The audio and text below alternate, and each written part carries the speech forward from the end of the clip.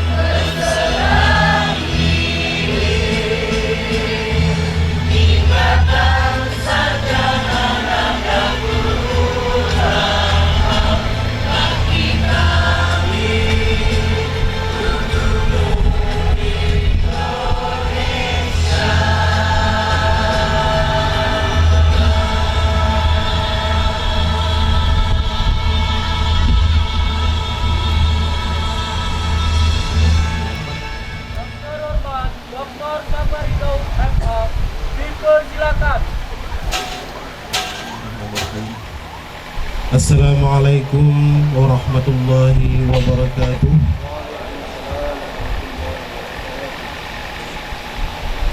Alhamdulillahirabbil alamin.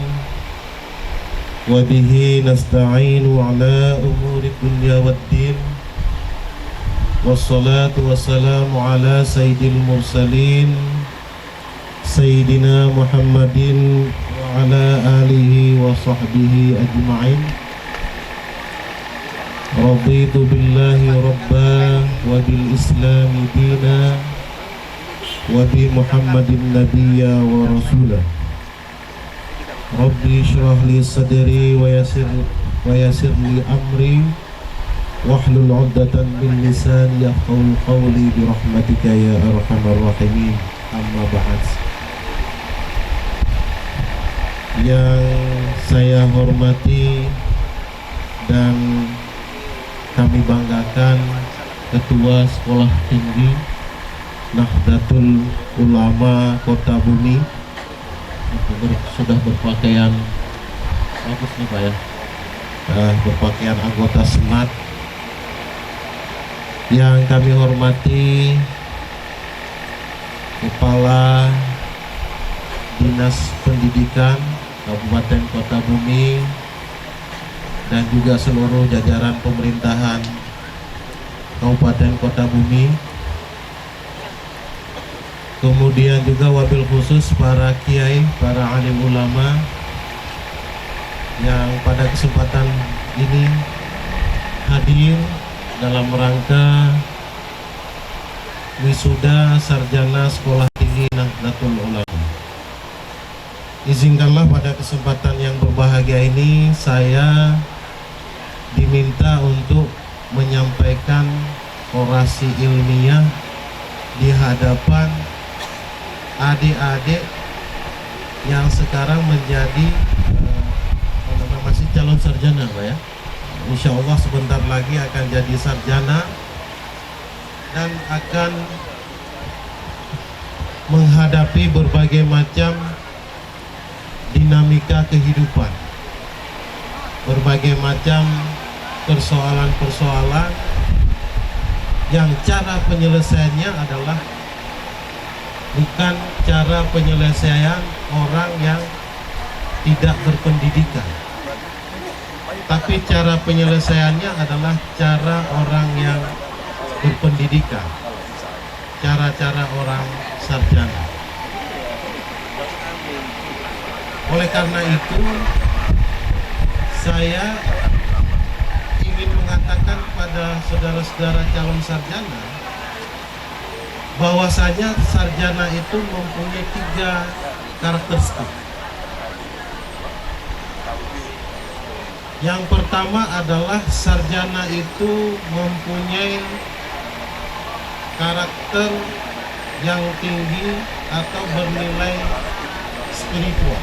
Jadi seorang sarjana itu, apalagi sarjana Nahdlatul Ulama, dia harus mempunyai indikasi religius, spiritual. Kenapa seorang sarjana itu harus ada spiritualitas? Karena pada dasarnya ilmu pengetahuan yang dimiliki oleh manusia itu bersifat terbatas. Maka kita kenal karena keterbatasan kemampuan manusia, maka ada spesialisasi keilmuan. Tidak mungkin seseorang dia bisa menguasai ilmu matematika sekaligus, kemudian juga dia menguasai ilmu kedokteran sekaligus, kemudian sekaligus dia menguasai ilmu agama. Kalaupun dia menguasai semua, itu namanya guru SD. Apa ya? Guru SD tahu semua, Pak? Benar, Pak, kepala dinas ya? Ya? Guru kelas ya? Di universitas saya itu di UIN Lampung ada PGMI, Pak Kiai, Pendidikan Guru Madrasah. Kalau di dinas pendidikan itu ada nama PGSD. Nah itu guru tahu semua, tapi tahunya sedikit. Ketika ditanya matematika mungkin hanya tahu sekilas. Ketika didalami itu tidak terkejar. Maka ketika seorang sarjana itu sampai pada strata 1, maka sesungguhnya dia masih perlu menempuh kepada strata 2, sehingga dia nanti menjurus pada spesialisasi. Nah kemudian setelah strata 2 dia perlu kepada strata 3. Oleh karena itu ilmu itu sangat luas. Allah Subhanahu wa taala berfirman, A'udzubillahi minasyaitonir rajim, bismillahirrahmanirrahim.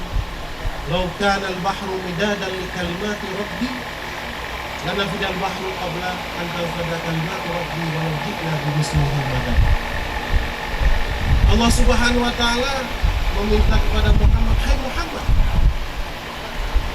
Rasulullah SAW, katakan kepada umatmu, jikalau lautan ini, samudra ini, bumi ini dijadikan tinta untuk membaca ilmu pengetahuan, untuk membaca kalimat-kalimat Allah, kekuasaan Allah, untuk menulis kejadian-kejadian yang diciptakan oleh Allah. Sarjana ini kan harus menulis ya. Itu seluruh lautan yang menjadi tinta itu tidak akan tidak cukup untuk menulis ilmu pengetahuan yang diberikan oleh Allah Subhanahu wa taala. Maka saudara-saudara sekalian, kita ilmu pengetahuan ini memang harus terus kita gali. Apalagi sekarang di tengah keterbatasan temuan manusia.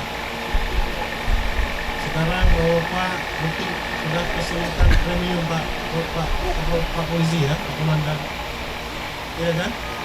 Harus pakai pertalit, harus pakai pertama. Sebentar lagi itu habis. Tapi itu masih ada nalar manusia yang belum sampai. Masih ada ciptaan Allah Subhanahu wa Ta'ala yang belum ditemukan oleh manusia. Barangkali nanti itu menjadi spesialisasi ahli pertambangan yang akan menunjukkan. Bahkan para filosof terdahulu yang mereka berpikirnya sangat tajam, sangat kritis, analisisnya kuat, mereka juga mengalami keterbatasan. Sehingga dalam ilmu pengetahuan itu ada yang disebut dengan prisma kausa, keterbatasan manusia. Maka kalau kita pelajari kehidupan para filosof seperti Plato, Socrates dan sebagainya, mereka bukanlah orang yang ateis. Mereka orang yang mengakui agama, mereka orang yang religius. Maka menjadi aneh ketika ada sarjana, dia mendapat pengetahuan, dia lupa kepada agama, dia meninggalkan religiositas, meninggalkan keislaman. Maka ciri pertama seorang sarjana itu adalah semakin tinggi ilmu pengetahuannya, semakin tinggi nilai ketaatannya kepada Allah Subhanahu wa Ta'ala. Tapi ketika seorang sarjana dia rendah ketaatannya kepada Allah Subhanahu wa Ta'ala, maka ilmunya masih dipertanyakan. Bahkan kita bisa melihat ulama-ulama kita dalam bidang ilmu nakli yang sekarang dikaji di pesantren-pesantren, seperti ilmu fikih, ilmu hadis, Al-Quran, ilmu hadis, ilmu Quran, ilmu hadis, mustalahul hadis, fikih, usul fikih, sejarah kebudayaan Islam, al-hadarah al-islamiyah, al-saqafah al-islamiyah. Para ulama-ulama terdahulu, mereka mampu mengkaji ilmu tersebut sehingga diberi nama dengan para ulama, pakai seperti kiai kita. Kenapa mereka diberikan gelar ulama? Karena status mereka itu berada di bawah tabi'in yang meneruskan perjuangan tabi'in. Maka saudara-saudara sekalian, Bapak Ibu sekalian, bahwa ilmu agama itu tidak terputus di tabi'in.